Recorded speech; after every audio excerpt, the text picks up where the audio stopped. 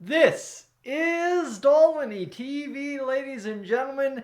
Good afternoon. Welcome back. I'm Tyson as we get set to discuss some Edmonton Oilers stuff today. Quite simply, you see here this graphic loaded in as I was getting through the intro. A 5-1 final for the Edmonton Oilers last night over top of the Vegas Golden Knights.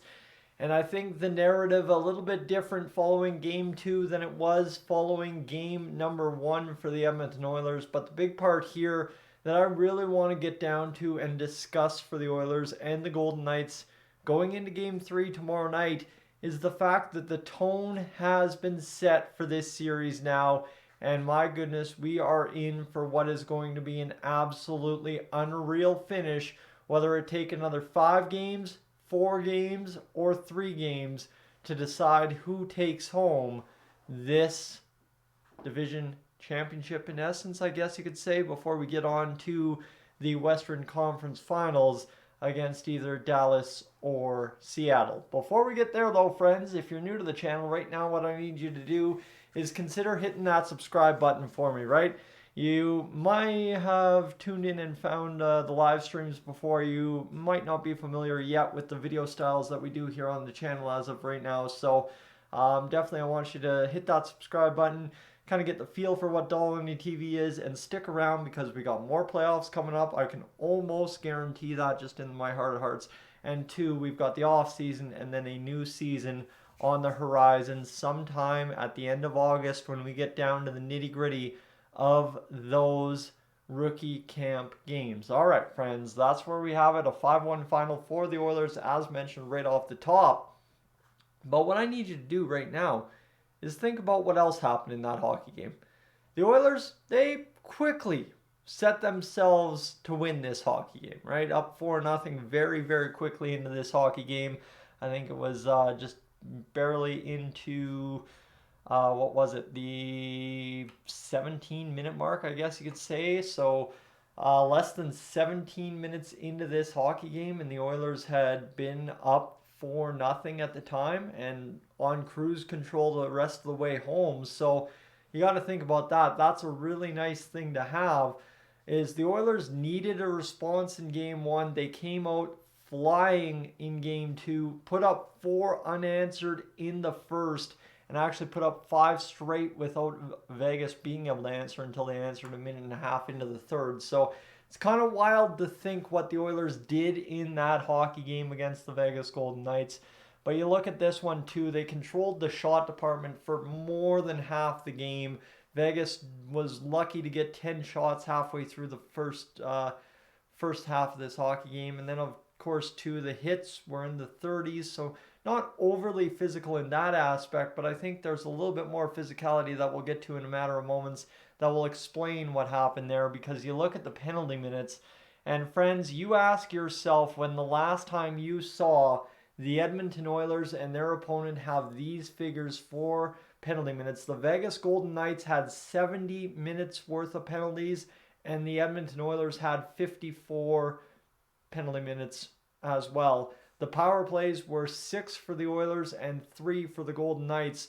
So it's not like it was minor, minor, minor, minor, minor. No, no, no, no. We'll explain this. And this is where we're going to explain that this kind of set the tone for this series. You've seen the comments from Evander Kane. You've seen everything that happened at the end, middle part, and throughout the whole piece of this hockey game in game two, where it just kind of started just falling apart, right? I guess the best way to say it, falling into chaos in terms of punches being thrown, guys being thrown around, slashes, cross checks, everything like that. Everything that just goes a long ways in a series in terms of beating up your opponent and wearing them down. That happened in game number two. Setting the tone also happened in game two, where Evander Kane comes out post game. I'm sure you can find it on the internet very easy. There's a find out and another section of that chart that Evander Kane was kind of explaining in his post game, pretty much for the Oilers, saying, look, dude, if you want to play a certain way and if you want to attack us, we'll push right back. It's the playoffs. It is do or die every single game because you need to get to 4 to get on to the next round. And the only thing that matters now for any team involved is not a draft pick, not anything like developing prospects. It is just about winning that end all be all prize, the Stanley Cup, right now, right here in 2023. So to see the Oilers not want to be pushed around, see the Oilers engage in this physical battle and absolutely go to town against the Vegas Golden Knights, right? We beat them up on the scoreboard and we beat them up in the physicality column. That is fantastic to see.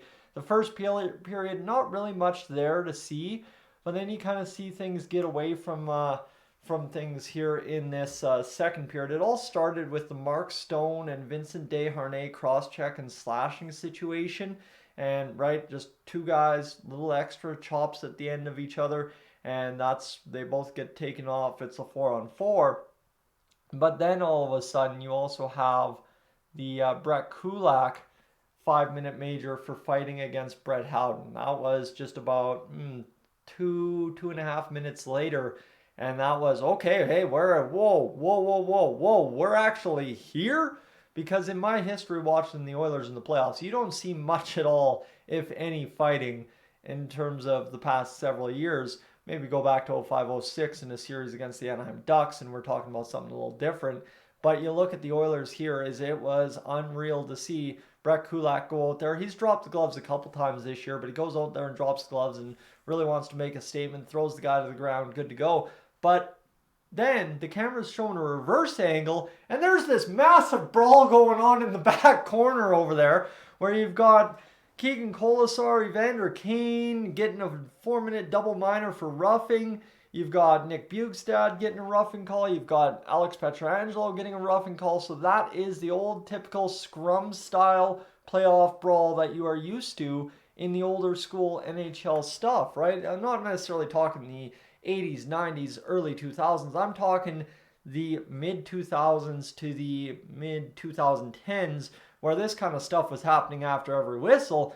Well, that's what ends up happening there in that second period. And then the Oilers come out, and it is just the exact same thing. Carrier and Hyman get taken off for roughing, and Carrier and Kane became enemies in the penalty box there later.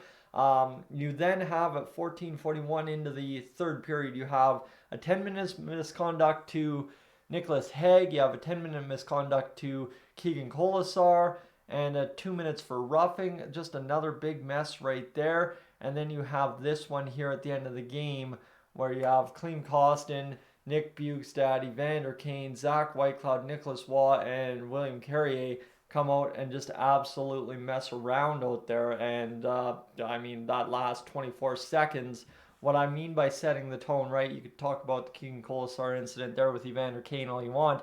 What I mean by setting the tone, and we've seen it with the Oilers already once this playoffs against the LA Kings, but this time it actually boiled over, is they sent out every big body they had to be on the ice at that end of the third period. The last minute and a half, Draisaitl, McDavid, those guys didn't touch the ice. It was Kane, Bjugstad, Kostin up front, and then you had Desharnais, and I believe it was Kulak out there, if I'm not mistaken, on the blue line for the Oilers. So you're talking about kind of throwing out your biggest, baddest guys that can beat the other team up if they want to get greasy.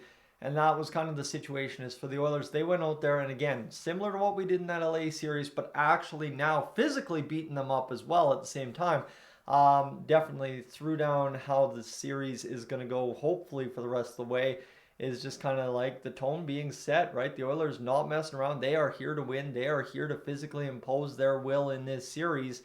And they did that in game number 2, which was absolutely fantastic to see. So that's the niftiest part about this. There's a whole bunch of storylines to come out of it, a whole bunch of great talking points.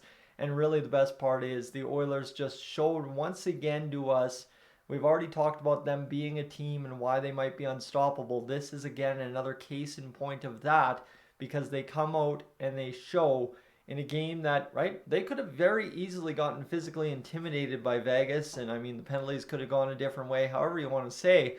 But the Oilers beat them up in the scoreboard. Vegas and Edmonton then start getting uppity at each other. And Edmonton proceeds to beat them up in the physicality column as well. That is a victory all told every single which way for the Edmonton Oilers last night against the Vegas Golden Knights.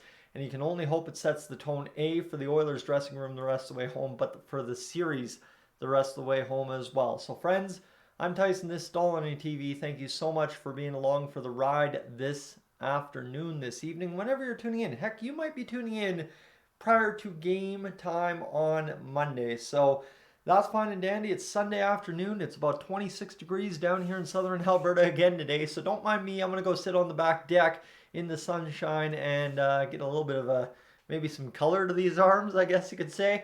Of course, I'll go get some fried chicken from the store first, and then we'll have ourselves a little back deck sit.